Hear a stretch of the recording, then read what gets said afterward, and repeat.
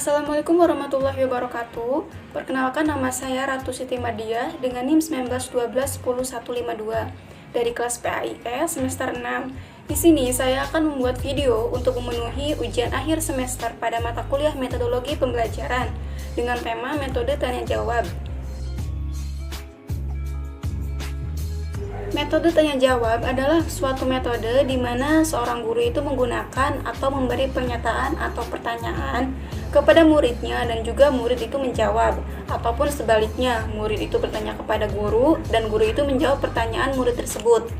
Tujuan dari adanya metode tanya jawab adalah untuk mengetahui apakah siswa tersebut itu memahami dengan baik materi pelajaran yang disampaikan oleh gurunya ataukah tidak.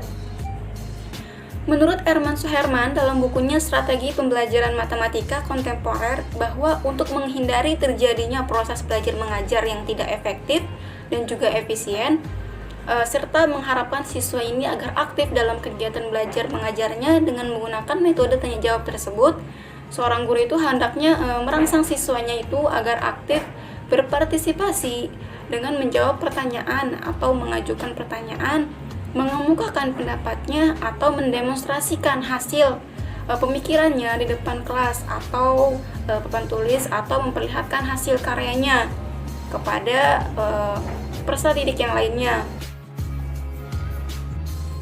Adapun kelebihan dan juga kekurangannya dalam menerapkan metode pembelajaran tanya jawab di kelas, yaitu yang pertama ada kelebihannya.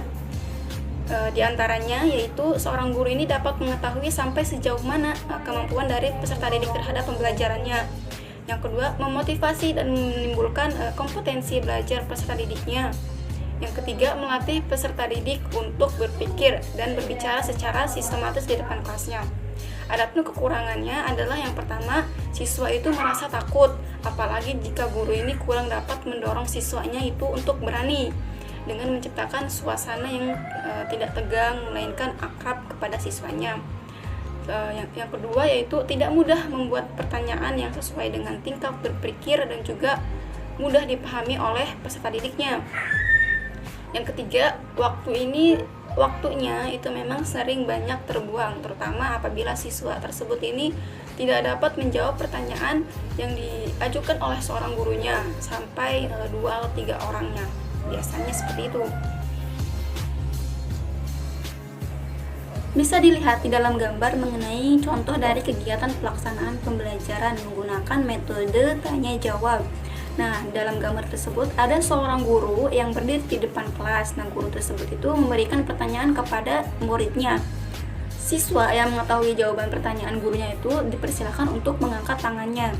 Misalkan guru tersebut itu bertanya mengenai tentang pengertian Asmaul Husna. Apa yang kalian ketahui mengenai pengertian tentang Asmaul Husna? Apakah ada yang bisa menjawabnya? Nah, jika ada yang bisa menjawabnya, coba kalian angkat tangannya, kemudian sebutkan namanya.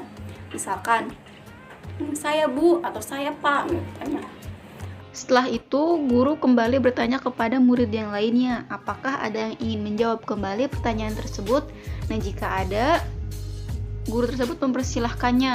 Nah, setelah jawaban tersebut diperoleh, kemudian guru tersebut menjelaskan kembali jawaban dari pertanyaan yang sudah diberikan. Mungkin itu saja yang dapat saya sampaikan, kurang lebihnya mohon maaf. Wassalamualaikum warahmatullahi wabarakatuh.